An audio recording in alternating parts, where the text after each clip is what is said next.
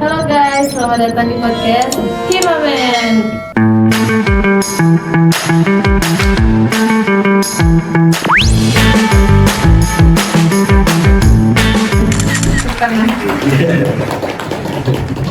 Sebelum itu ya, perkenalkan nama aku ini Ananda Bila.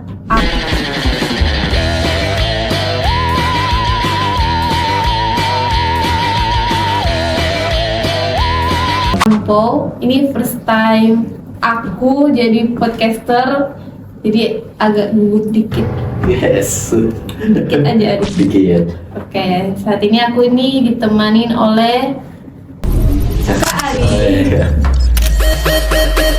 DJ, lagunya yang enak dong.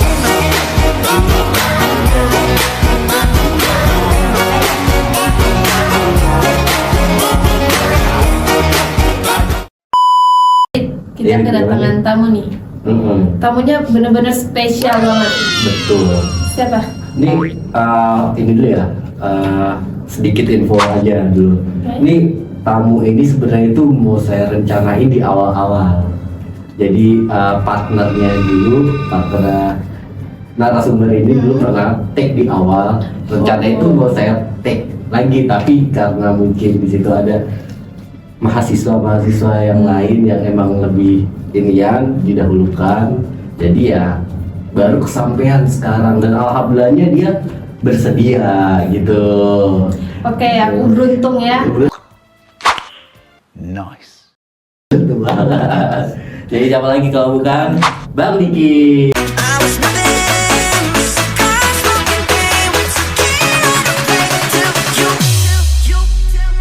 Until you caught me on my side. I swear I wasn't like that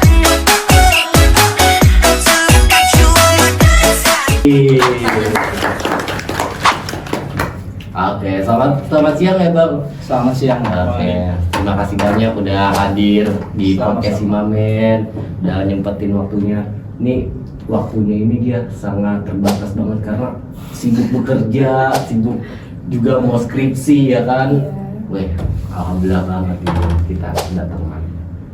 Kabarnya gimana Bang? Alhamdulillah. Kayak podcast formal ya. Baik. Nggak kelihatan baik ya. Udah sih, baik banget. Bagus ya. Bagus. Nah, aku ada pertanyaan nih Kak, karena aku juga first time ikut organisasi nih.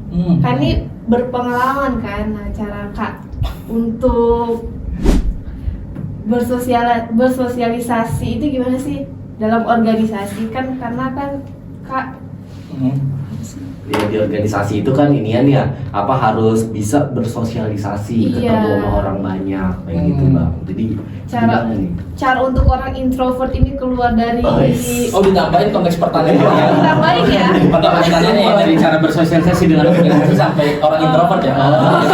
Gitu. Boleh. Ya, iya Bang. Gimana?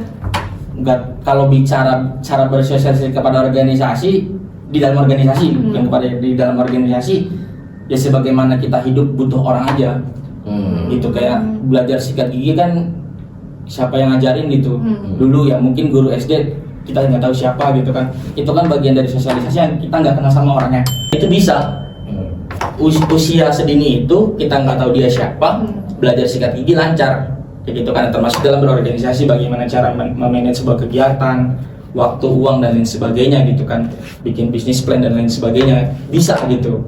Masa jangan sampai kalian kecil. Cuman kalau bicara yang introvert itu kayaknya aku kurang punya kapasitas ya kalau bicara orang introvert untuk bersosialisasi. Paling di kawan-kawan gue yang introvert ketika dia bersosialisasi mungkin hanya kepada yang sefrekuensi. Gitu, ketika dia sefrekuensi, contoh ada orang introvert yang doyan satu animasi apa atau film apa gitu kan, dia akan bahas dengan tim-tim kelompok-kelompok dia juga gitu. Atau bukan orang yang introvert tapi ngerti sama frekuensinya dia, mungkin itu ya. Oke. Gitu sih. Bila panggilannya apa? Ampau. Aduh, ampun kan, Ampau. Oh iya Bang, terkait tadi kan udah dijabari juga ya tentang manage ya Bang ya. Ini kan Abang juga semester 8 ya Bang ya. Semester 8 sibuk banget yang namanya skripsi, terus itu juga abang kan kuliahnya malam ya, Iya, kuliah malam. apa kerja juga. Nah, bagaimana sih cara abang buat memanage waktu ini bang antara kerjaan sama kuliahan seperti itu bang? Gimana nih bang? Dalam hidup tuh sebenarnya kita udah termanage. Biasanya itu gampang lah. Mana duluan yang harus kita kerjakan, mana duluan yang harus dikumpulkan. Nah itulah baru yang kita mulai. Contoh, ketika ada tugas yang harus dikumpulkan tanggal 10 sama tanggal 12 gitu kan. Balik lagi aja ke mana duluan yang harus kita kerjakan, mana duluan yang harus kita kumpulkan gitu. Kalau masih bingung di sana ya itu bicara memanage terkait waktu. Nah kalau bicara kerjaan itu sebenarnya itu tadi atau tuh mana duluan yang harus kita kumpulkan kepada bos atau kepada dosen. Misal tanggal 10 tanggal 12 kerjaan tanggal 10, tugas kuliah tanggal 12. Berarti kan kita harus tahu nih posisi kita, kapasitas kita mana duluan yang harus kita kerjakan. Jelas yang tanggal 10 gitu kan. Nah, yang tanggal 12 bisa sambil paralel. Nah, inilah yang harus dijadikan sebenarnya sama-sama belajar, walaupun masih belajar terkait paralel. Contoh, ketika di tanggal 10 ini kita harus mengumpulkan deadline kita kepada bos, sedangkan tanggal 12 ini harus mengumpulkan tugas kuliah kepada dosen, ya gitu kan. Nah, ini ada namanya sistem, bukan sistem sih, kayak semacam strategi paralel lah. Jadi ketika tanggal 10 ini kita udah bisa ngumpulin sebelum tanggal 10-nya, anggaplah tanggal 9 atau tanggal 8. Nah, berarti kan kita udah bisa mengerjakan tugas kuliah untuk yang dikumpulkan tanggal 12. Kayak gitu. Jadi paralel, kalaupun udah selesai tanggal 10 bukan berarti kita bisa lea-lea gitu. Tapi tetap harus dikerjakan tanggal 12. Gitu. Oke, aku ada pertanyaan nih. Boleh. Ini kan Kak sibuk banget ya. Pasti ada nggak sih kayak waktu sehari buat healing atau ya itulah bahasanya. Healing ya. Iya, refreshing diri. Karena kan pasti sibuk banget nih antara kerja, organisasi, terus kuliah juga. Caranya gimana gitu? Setiap hari sih kalau healing ya. Kalau bicara healing,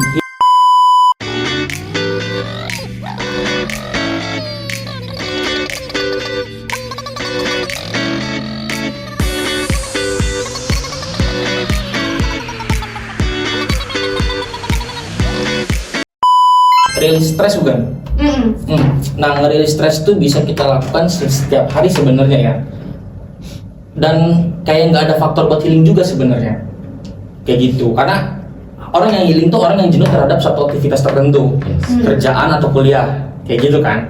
Nah, sebenarnya kan ada masa-masa libur kerja dan masa-masa libur kuliah, dan nggak 24 jam kita kerja dan nggak 24 jam kita kuliah. Nah, sebenarnya gitu. Nah, tinggal bagaimana cari hal-hal apa yang bisa buat kita ngerilis stres atau buat kita healing. Ada teman-teman yang sehat mungkin nge-gym gitu kan. Kayak gitu. Ada yang suka buang waktu terlalu banyak, bukan buang waktu sih, memanfaatkan waktu terlalu banyak dengan mancing. Nah, jadi aktivitasnya seperti apa? Kalau gue sendiri Kalau Kak paling diskusi. Ngobrol itu kayak- bukan healing ya? Tapi mungkin untuk sebagian orang Iya. Iya, kayak misal gini. Kayak misal gua satu kerjaan sama lu. Dalam 8 jam kita bekerja sama-sama nih. Lu punya kehidupan pribadi, gua punya kehidupan pribadi. Nah, ketika sharing gua punya ilmu dari lu punya ilmu dari gua, menurut gua itu sebuah hal yang bisa ngerilis stres karena kita udah kelamaan kerja nih. Cuman ada hal baru nih. Itu kan yang nggak disangka-sangka dan orang nggak banyak buat ngebuka itu sebenarnya. Kayak gitu, ketika lu selama 8 jam gua taunya lu cuma kerja doang, tapi kan di hal lain kayak oh ya keren juga nih ya gitu. Jadi bertukar pikiran aja, diskusi gitu. Bang nih, bertanya lagi tentang kuliahan juga nih ya bang ya. Pasti kan ada momen dimana abang itu merasa kayak kesel banget gitu ya. Kesel dalam artian tuh kayak udah capek di kerjaan.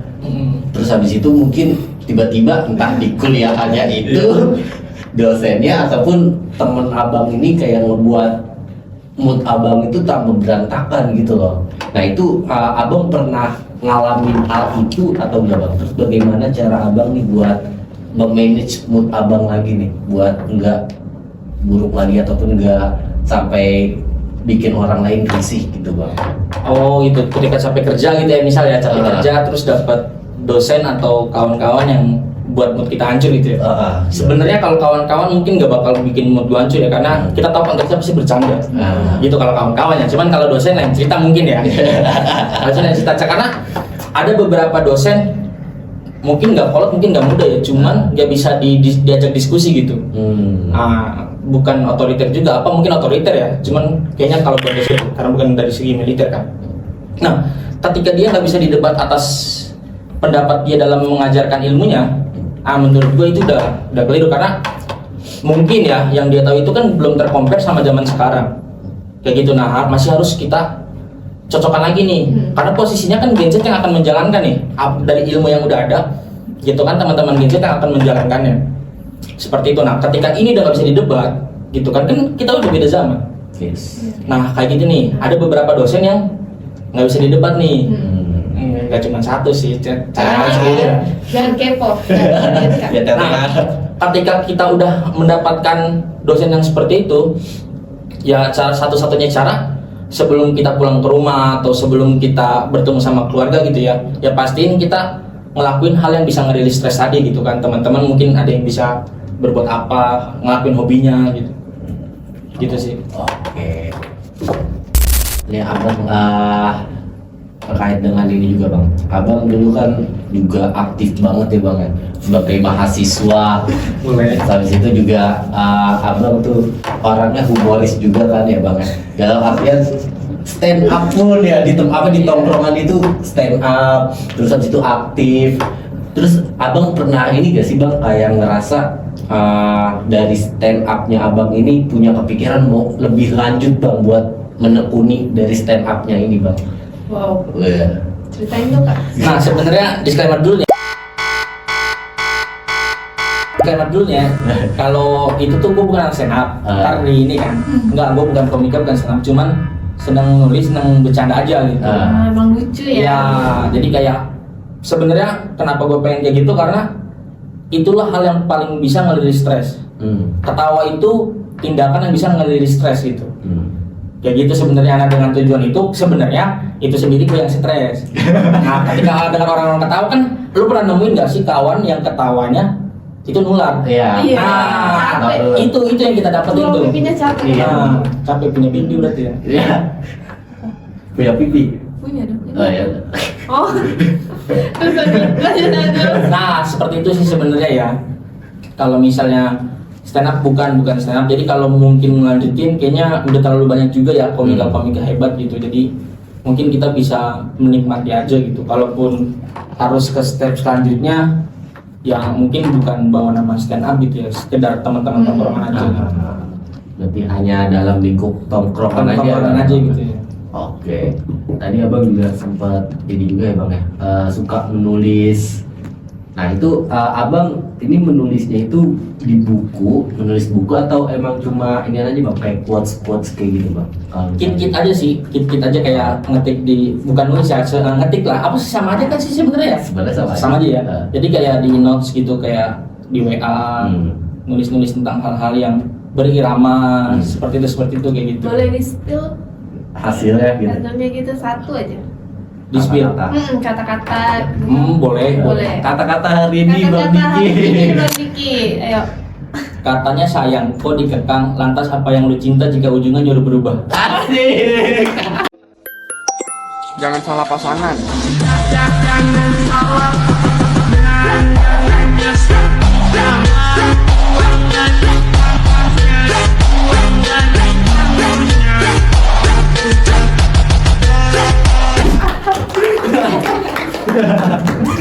boleh. Kayak gitu aja sebenarnya sih, sesimpel itu aja. Jadi kayak dia punya kalimat irama pendek-pendek aja nulisnya gitu. Cuman kan satu bait, satu beat gitu kan, irama gitu. Oke. Dari Bila gimana? Pernah kepikiran buat ini gak Bil? Kayak buat bikin kata-kata gitu, mungkin dalam diri Bila. Aku suka baca buku, tapi bukan buku yang ngebahas soal politik lah, inilah ini. Aku suka baca buku Wattpad gitu. Komik ya? Emang menurut Gen Z ya. Jadi aku suka baca yang kayak gitu. Tapi kalau misalkan kayak nulis atau misalnya apa, menurut aku enggak. Berarti nulis itu jarang? Jarang. Gen Z sekali ya. Gen Z. Iya, aku jarang nulis. Lebih suka baca, habis itu udah gitu. Nah menurut abang di perihal tentang Gen Z ini bang, ini kan Gen Z ini terkenalnya itu dia berani bertindak ya bang ya. Tapi menurut abang ini dari Gen Z ini plus minusnya apa sih bang? Untuk di dunia kerja ataupun dari sikapnya gitu bang? Oh dari sudut Dari Gen Z ya? Aku penasaran nih jawabannya. Kalau 2000 itu Gen Z bukan? Iya, Gen Z itu 2000 ke atas. Dari 97 deh. Gen Z 97 ya? 97, iya. Nggak tahu sih, lanjut. Gak tahu ya, kalau posisi gua sebagai Gen Z juga kan, gua pun beda ketika lu bilang lu Gen Z, gua Gen Z. Kalau 2000 dianggap Gen Z ya, ya gitu. Kita punya sifat yang berbeda sebenarnya gitu ya. Cuman pola didiknya aja yang sama. Nah sebenarnya kalau pola didik yang sama itu, itulah dia yang bisa disebutkan satu generasi kayak gitu. Nah kalau bicara Gen Z sendiri itu perbedaan plus minusnya ya, mungkin selama sejauh ini ya plusnya benar berani gitu, berani ngambil tindakan. Cuman nggak sedikit juga yang takut buat ngambil tindakan. Adalah itu kan terbagi juga. Terus kalau minusnya itu Gen Z itu selalu mengkotak-kotakan. Gen Z itu selalu mengkotak-kotakan. Contoh gini, ketika gua megang tangannya Adit, itu dianggapnya physical touch. Benar Bener nggak? sekali. Bener Iya. nggak? Nah ketika dia gua bonceng terus apa namanya push stepnya gua turunin, itu dibilang act of service. Iya. Bener nggak? Nah Kayaknya sebenarnya baper lagi. nah, kan Gen Z itu dia Gen Z itu selalu mengkotak-kotakan. Sebenarnya hal-hal tadi itu momentum. Ada kalanya ketika kita harus physical touch, ada kalanya kita harus act of service gitu. Jadi ketika yang physical touch nggak mungkin ketika first step itu pengen kita turunin kita tendang kan enggak. Iya benar. Nah gitu kan sebenarnya sejauh itu aja. Nah Gen Z itu terlalu mengkotak-kotak, menurut gua ya Gen Z itu terlalu mengkotak-kotakan hal tersebut.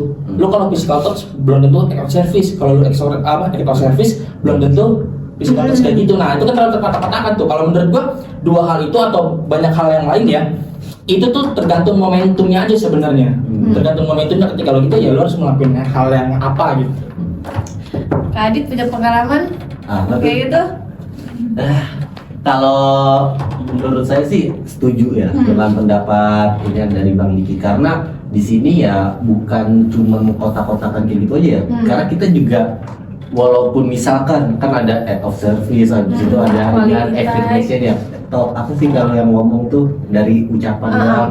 Nah itu kalau menurut saya itu ya itu adalah suatu hal yang emang bisa dilakukan secara menyeluruh gitu loh, dari semua aspek itu bisa dilakukan. Yes.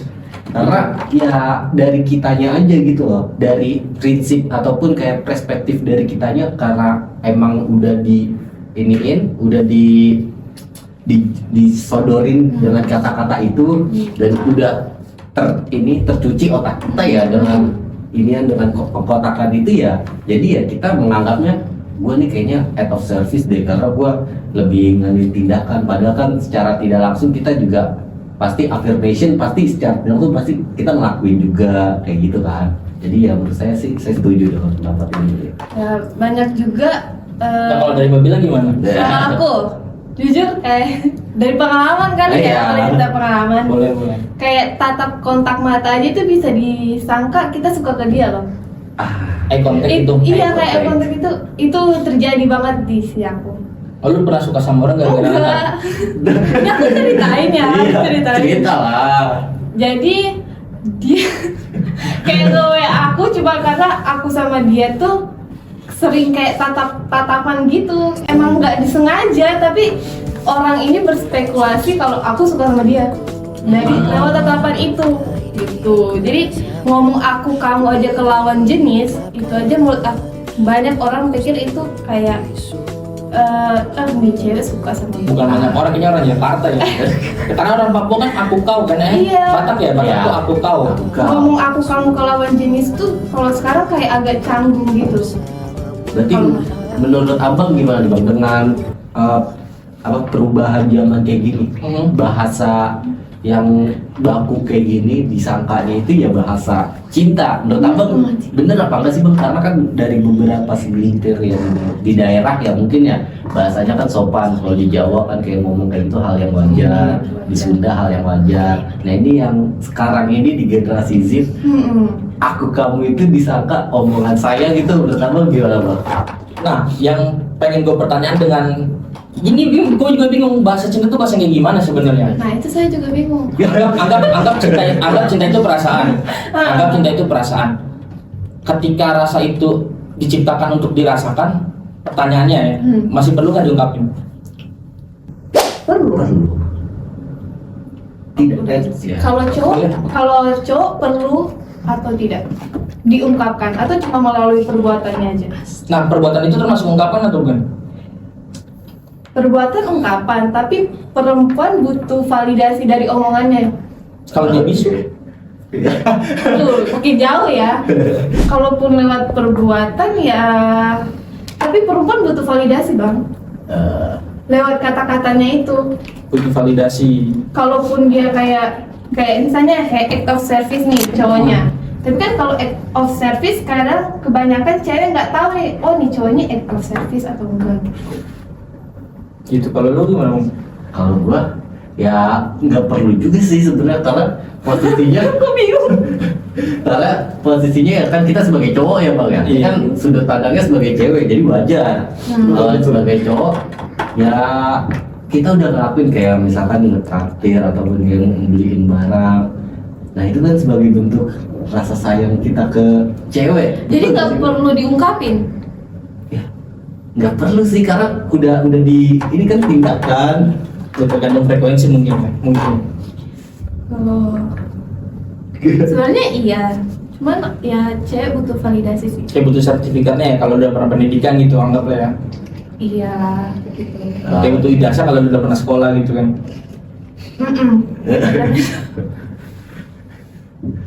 Oke bang, balik lagi nih ke topik kita nih. Nih, abang kan dulu pernah ini juga ya bang, pernah menjabat sebagai ketua SEMA. Betul ya bang ya? Betul, Ketua betul. SEMA periode berapa bang? Oh gitu. 2023 2024. 2023-2024. Nih SEMA itu apa sih bang sebenarnya? Sebenarnya itu senat mahasiswa ya. Nah, kalau di kampus kita tuh masih awam lah karena masih baru 2 periode gitu ya terkait senat mahasiswa gitu.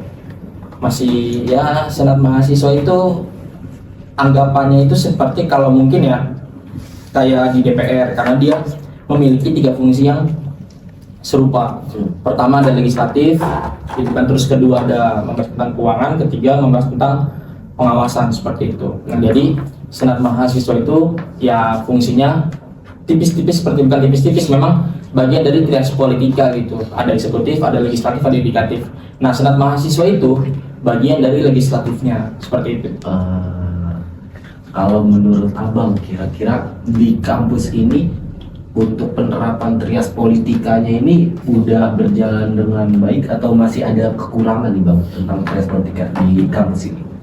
Masih banyak kekurangan ya. Kalau bicara kekurangan itu jauh dari kata 50% lah, jauh dari angka 50% seperti itu.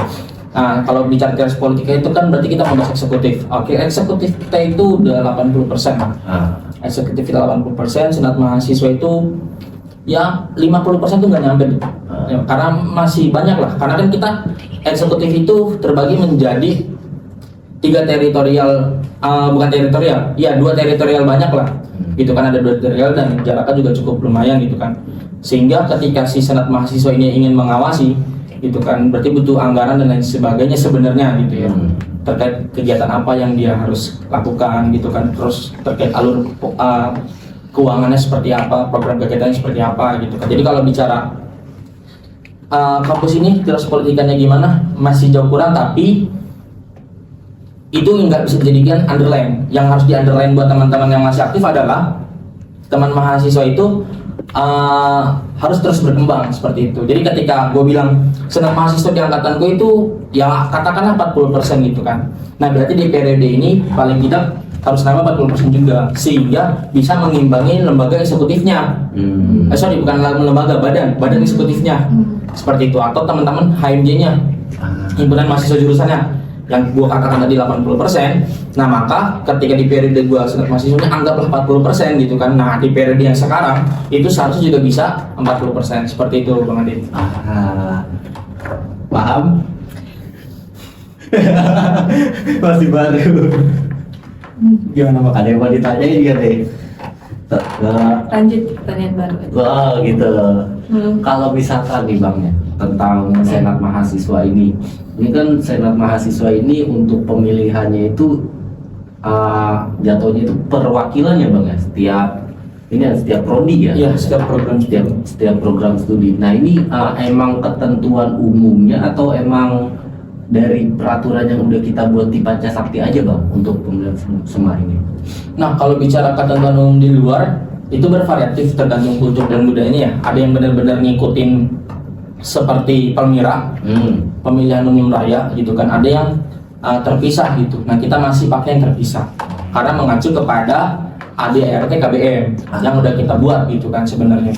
Nah walaupun terpisah, tapi dalam proses untuk mencapai ya atau menetapkan seseorang untuk menjadi ketua senat mahasiswa itu sudah sesuai alurnya.